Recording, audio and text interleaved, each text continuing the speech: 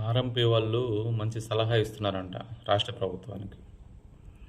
RTC bus స్టాండ్లన్నీ తాకట్టు పెట్టేద్దాము, గ్రామీణ మండలాలకు, గ్రామీణ నియోజకవర్గాల వారీగా ఉన్న రోడ్లకి సెస్సులు వేసేద్దాము, పెట్రోల్ డీజిల్ పైన పన్నులు వేసేద్దాము, అప్పుడు రోడ్లన్నీ వేసేసుకోవచ్చు, ప్రజలకు గుంటలు లేని రోడ్లు ఇవ్వచ్చు మనం అని చెప్పి ఉచిత సలహాలు ఇస్తూ ఉందంట.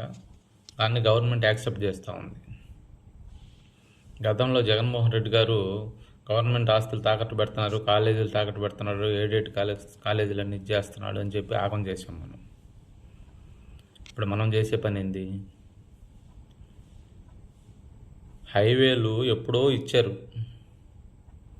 డెవలప్మెంట్కి, టోల్గేట్లు పెట్టి వసూలు చేసుకుంటా ఉన్నారు.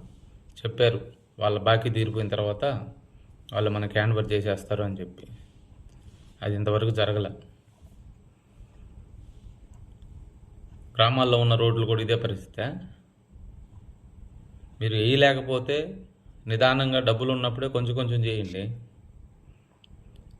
అనవసరంగా అన్ని తాకట్లు పెట్టి ప్రజల నెత్తిన మీద భారాన్ని వేయడం ఏంటి? ఏ నియోజకవర్గానికి సంబంధించిన పన్ను వచ్చిన డబ్బులు, ఆ మండలానికి వచ్చిన డబ్బులు వాటికి ఉపయోగించండి. ఆ రోడ్లకి పన్నుల రూపంలో వచ్చిన డబ్బులు. ఇప్పటికే బోల్డ్ కంపెనీలు వస్తున్నాయని చెప్పి సంబరపడిపోతున్నాం.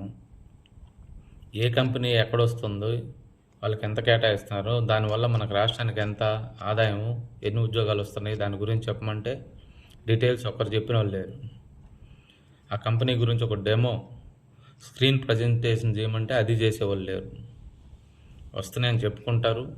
వాడు ఎప్పుడు వస్తాడు, వాడు ఎంత తింటాడు, మన నాయకులకి మనం ఎంత తింటాము, ప్రజలకు ఏం మేలు జరుగుతుందో అది చెప్పాలి.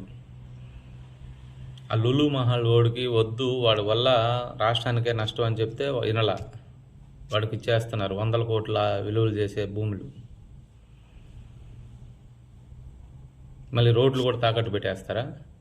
గ్రామాలు కూడా పెట్టేయండి చిన్నగా, ఒకటి. ఈ గ్రామం అభివృద్ధి జరగాలంటే ఇది వీడు వస్తున్నాడు, వీడికి ఇంతకు ఇచ్చేస్తాము, వీడు అభివృద్ధి చేస్తాడు. ఎవరు గ్రామాన్ని వాళ్ళు అభివృద్ధి చేసుకుంటారు. మీరు ఈ తాకట్లు పెట్టే పని మానేయండి దయచేసి, బాగుంటుంది.